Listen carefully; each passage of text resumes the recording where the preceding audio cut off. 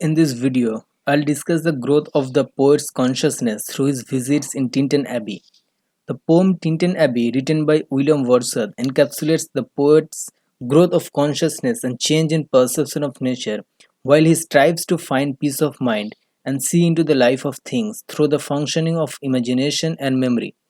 Only by visiting again after a long time can he recognize his altered self in himself in terms of various degrees of relationship with nature.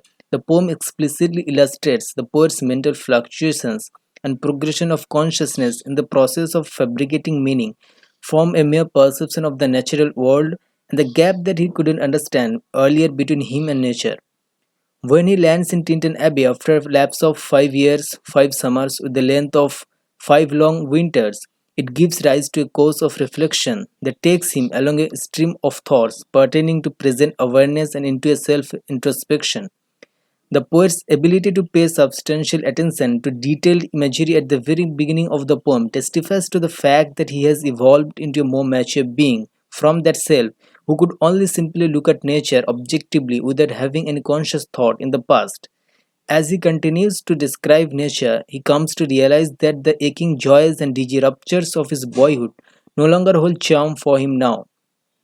The primitive engagement with nature used to appeal chiefly to his senses then. The sounding cataract would haunt him like a passion, appealing to his emotional desires, and nature would seem to him like an appetite filling up his physical needs.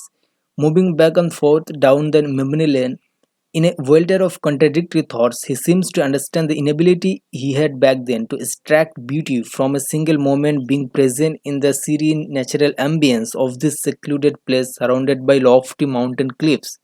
He doesn't shrink from he doesn't shrink from admitting that how coarser pleasures of his boyish days blinded his vision of eyes and restricted his power of imagination, rendering him unable to get connected to nature on a much deeper level.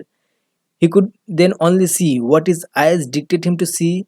He could only feel what his senses get appealed to, but he could never see what lies beyond the surface of nature. To his earlier overwrought state of mind, he, seeking solace in the lap of nature was all in all. Now he has learned to see with more than his eyes, and his altered self can unfurl the essence of nature's sublime mystery. He lapses into mystical consciousness through the power of meditation, coupled with the power of harmony and the deep power of joy, contemplating upon the quiet allure of nature. His aesthetic contemplation of beauteous forms and a mystical tinge of thoughts led to attaining him a heightened sense of awareness from where he could see into the life of things.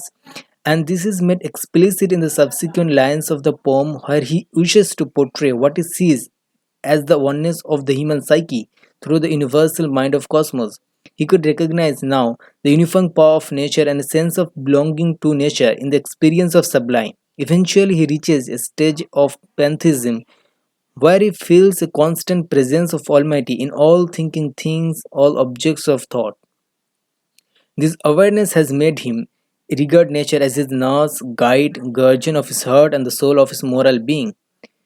The blessed mood that he gains from reflecting upon nature has lightened the heaviness of the world in him because he can hear the sad music of humanity in nature. He wants to get away like a man flying from something that he dreads, from the dreadfulness of the French Revolution that became violent gradually.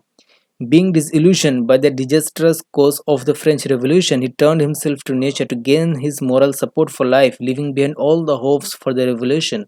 William Ritchie writes in his article, The Politicized Landscape of Tinton Abbey, that Wordsworth had to turn his back on the revolution to keep his equilibrium during the turmoil of the 1790s.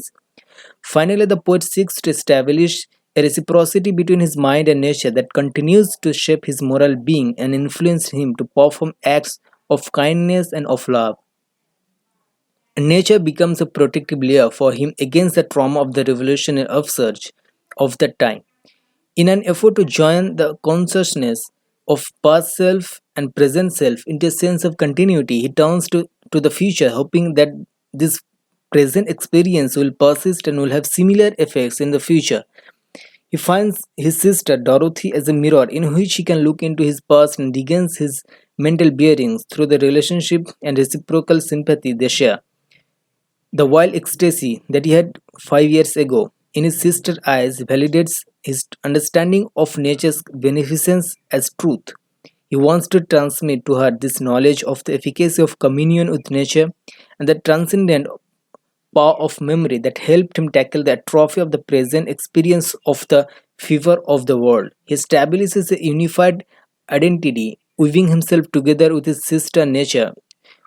With his growing consciousness, he recognizes the redemptive power of nature no matter how life gets bad, even if the dreary intercourse of daily life prevails against them, they will be guided and enlightened, remaining in touch with nature. The poem holistically enumerates the poet's development of consciousness, documenting his boyish rudimentary pleasures, wild ecstasy, mysticism, empathism, and mutability of change within his mind in response to the change in his perception of the environment that remains relatively preserved. The poem creates a heightened dimension through the functioning of the poet's memory and imagination, combined with the subjective and objective perceptions that lead him to comprehending the truth of life.